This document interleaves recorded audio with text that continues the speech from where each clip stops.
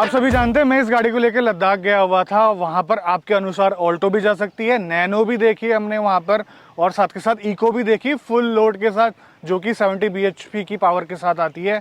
लेकिन बात यहाँ पर ये आती है कि जिस गाड़ी को आप लेकर जा रहे हैं उसमें आपको कितना कंफर्ट मिलता है, और लद्दाख जैसे टेरेन में कितनी एंजाइटी क्रिएट करती है आपकी गाड़ी, ये भी एक बहुत बड़ा फैक्टर है। और साथ के साथ कितने लोग जा सकते हैं, कितने लोगों का सामान लेकर आप जा सकते हैं उस गाड़ी के अंदर, और उस गाड़ी की कैपेबिलिटी वगैरह वगैरह, ये सारी चीजें मैं बताने वाला हूँ इस वीडियो में, खास करके पंच के ऊपर। लेकिन इस ट्रिप में सीन ये था कि इस गाड़ी के साथ दो दिग्गज और मौजूद थे। एक था फॉर्च्यूनर 4x4 और दूसरा जीप कंपास 4x4। कहाँ वो और कहाँ ये। लेकिन पूरी ट्रिप में ऐसा महसूस नहीं होने दिया इस गाड़ी ने कि ये गाड़ी उन गाड़ियों के साथ कदम से कदम मिलाकर नहीं चल सकती, और ना ही वो लोग ऐसा सोच के चला रहे थे कि हमारे साथ एक छोटी गाड़ी है। और मजे की बात पता है क्या है, ये गाड़ी उन दोनों गाड़ियों से एक दो चीजों में काफी अच्छा परफॉर्म कर रही थी, स्पेशली पहाड़ी रास्तों में। पहाड़ों में टर्न्स में इसने काफी अच्छा परफॉर्म करा। ये गाड़ी जो है लाइट वेट है, और साथ के साथ इसका स्टीयरिंग फीडबैक काफी अच्छा है,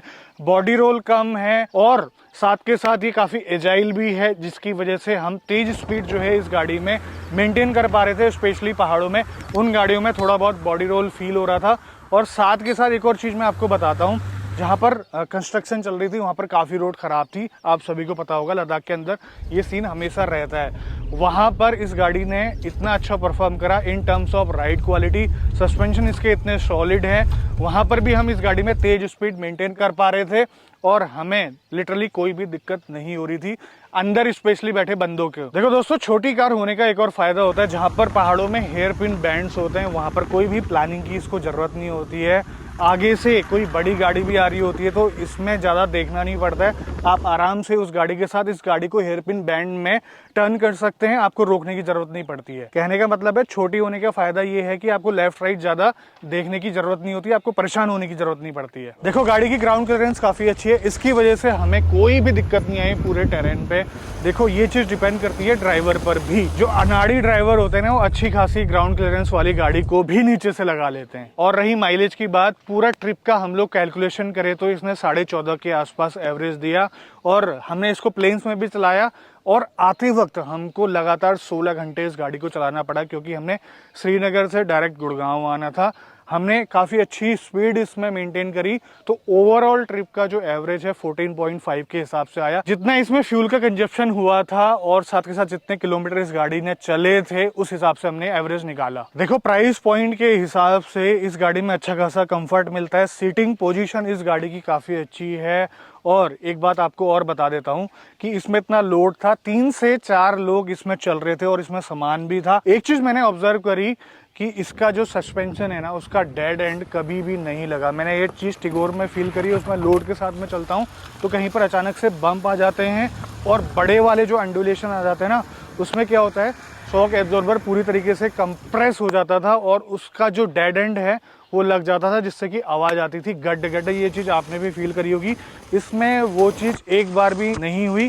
कहने का मतलब है सस्पेंशन का जो ट्रैवल है वो भी काफ़ी अच्छा है, और इस चीज़ का सामना आपने नहीं करना पड़ेगा इस गाड़ी में। ये मैं आपको पंच की लद्दाख स्टोरी बता रहा हूँ। जैसे टाटा की खुद की बहुत सारी दिलचस्प स्टोरीज हैं, जैसे टाटा का अप डाउन, टाटा की शुरुआत, टाटा की पहली इंडिजीनियस कार। और मैं उन स्टोरीज को आपको पढ़ने को बिल्कुल नहीं कहूंगा, क्योंकि आज की तारीख में टाइम किसी के पास नहीं है यार, ना ही स्टूडेंट के पास है, ना ही बिजनेसमैन के पास है, ना ही किसी जॉब करने वाले के पास है। लेकिन टाटा मोटर्स को जानना बहुत जरूरी है भाई लोगों, क्योंकि इतना अच्छा कर रही है इंडिया के अंदर, वो तो आप सभी को पता है। 2nd नंबर पे आ गई अब सेल्स के मामले में। आपको करना क्या है, सिंपल सी बात है, कुकू एफएम में जाना है। कुकू एफएम में आपको टाटा स्टोरीज सर्च करना है, एक बुक समरी आपके पास आएगी, उसको आपने सुनना है। ऑडियो बुक सुनना बड़ा ही आसान काम है, घर के कोई काम करते करते आप सुन लो, या फिर खाते खाते सुन लो, या फिर ट्रेवल करते करते सुन लो, कोई टेंशन वाली बात नहीं है। कुकू एफएम में आपको मिलेगी बहुत सारी ऑडियो बुक, उसमें आपको मोटिवेशनल कंटेंट भी मिलेगा, एजुकेशनल कंटेंट भी मिलेगा, और बहुत सारे दिग्गजों की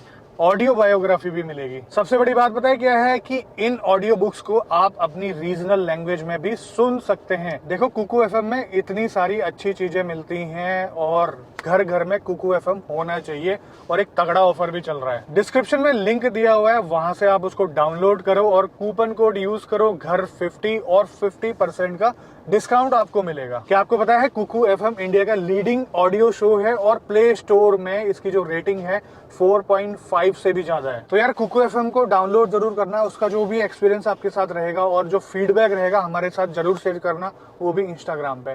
ये रही इंस्टाग्राम आईडी।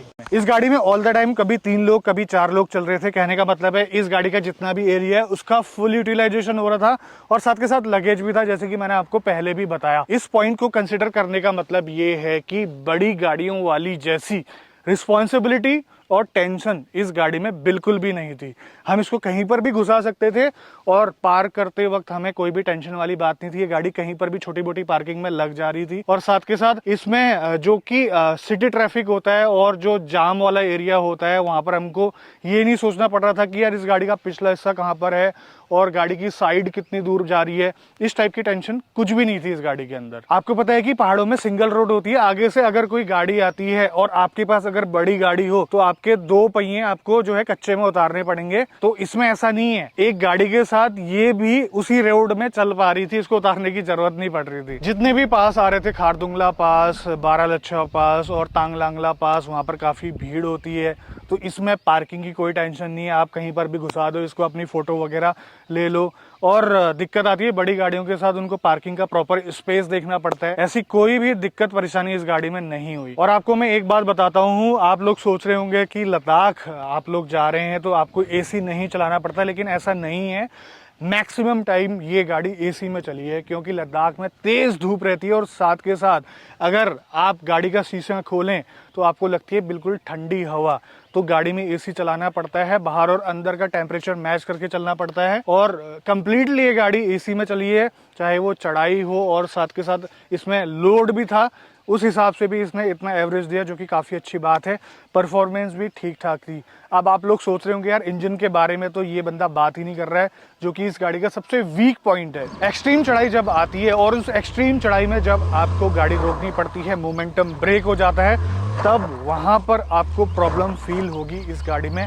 ये गाड़ी वहां से उठ नहीं पाती है, आपको क्लच बर्न करना पड़ता है लिटरली। और बहुत सारी ऐसी कंडीशन आई कि हमें चढ़ाई में ओवरटेक भी करना पड़ा, तब आपको थोड़ी सी प्रॉब्लम इस गाड़ी में फील होगी, थोड़ी सी गाड़ी अंडर पावर्ड लगेगी। और मैं सारी जो कंडीशन बता रहा हूँ वो है एक्सट्रीम चढ़ाई में। कभी कभार फॉर्च्यूनर और जीप कंपास की स्पीड को मैच करने के लिए हमें इसके इंजन को फर्स्ट एंड सेकंड गियर में रेड लाइन तक लेकर जाना पड़ रहा था, क्योंकि उन दोनों गाड़ियों में तो अच्छी खासी पावर है, वो एफर्टलेसली चल रही थी पहाड़ों के अंदर। लेकिन इसमें थोड़ी सी प्रॉब्लम हमको फील हो रही थी क्योंकि इसमें कोई टर्बो नहीं आता, नेचुरली एस्पिरेटेड इंजन है, गाड़ी में थोड़ा सा वेट ज्यादा है, ऊपर से हम 3 लोग प्लस हमारा सामान, तो वहां पर फील हो रहा था इस गाड़ी में पावर की कमी है। हमें रियलाइज तब हुआ कि काश इस गाड़ी में टर्बोचार्ज पेट्रोल इंजन होता या फिर डीजल इंजन होता, ये गाड़ी उन इंजन को झेल सकती है। 2-3 दिन ये गाड़ी एक्सट्रीम टेरेन में चली थी और उसके बाद जो है इसका थोड़ा बहुत बिहेवियर भी चेंज हो गया था, जैसा कि हमने फील करा। ईसीयू ने लर्न कर लिया था कि ये गाड़ी एक्सट्रीम चढ़ाई पर चढ़ रही है। तो नॉर्मल चढ़ाई में तो यार ये विदाउट एक्सीलरेटर सिर्फ क्लच छोड़ने पर ही ये आराम से चढ़ जा रही थी। देखो परफेक्ट कोई भी चीज नहीं होती, इस गाड़ी में ये कॉम्प्रोमाइज आपको करना पड़ेगा, थोड़ा बहुत एक्सट्रीम चढ़ाई में आपको पावर की कमी फील होगी। बाकी इस गाड़ी ने प्रूव कर दिया कि ये सेगमेंट की सबसे सॉलिड और रोबस्ट गाड़ी है, जो कि हर टेरेन में काफी अच्छा बिहेव करती है। और ये टोटली अनबायस्ड ओपिनियन है, मैंने जो फील किया, मेरे साथ जो भी पैसेंजर थे और जिन्होंने भी ये गाड़ी चलाई, उन सभी ने ये चीज फील करी। यही था टाटा पंच के बारे में। बाकी हमने लद्दाख ट्रिप खूब एंजॉय करी इस गाड़ी के साथ और बाकी गाड़ियों को भी हमने एंजॉय करा। और एक और चीज मेरे को काफी अच्छी लग रही है यार, मैं अभी घर आके ना इसकी सेल्स फिगर देख रहा था, ये गाड़ी 10-10 हजार की सेल्स कर रही है महीने के अंदर, और ये गाड़ी डिजर्व भी करती है, सीधी सी बात ये है। एक और चीज मैं आपको बताना भूल गया कि ये जो परफॉर्मेंस वाला सीन है उसमें मुझे थोड़ा बहुत डाउट ये है कि इसके एयर फिल्टर में गंदगी हो सकती है, क्योंकि जब पहले दिन इसने हमें परेशान करा, इसका जो रेडिएटर था उसमें काफी डस्ट पाई गई थी। तो हो सकता है कि इसके जो एयर फिल्टर में डस्ट हो, जो कि हमने चेक नहीं करी, हमारे पास इतना टाइम नहीं था, दिन भर हम ट्रैवल कर रहे थे, रात को हम सो जा रहे थे, तो इस चीज को भी देखना पड़ेगा। अगर ऐसा कुछ हुआ तो मैं आपको बता दूंगा इंस्टाग्राम में आप मुझे फॉलो कर सकते हैं, डीडीएस रवि नाम से मेरा जो है अकाउंट है। बाकी बहुत सारी चीजें मैं इंस्टाग्राम में आपको देते रहता हूं। तो इस गाड़ी का यही एक्सपीरियंस था, काफी डाउट आपके क्लियर हुए होंगे। तो आज की वीडियो में बस इतना ही, मिलते हैं बहुत जल्द आपसे एक नई वीडियो में, तब तक के लिए बाय बाय, ख्याल रखिए अपना, भारत माता की जय, और चैनल को सब्सक्राइब जरूर कर लेना।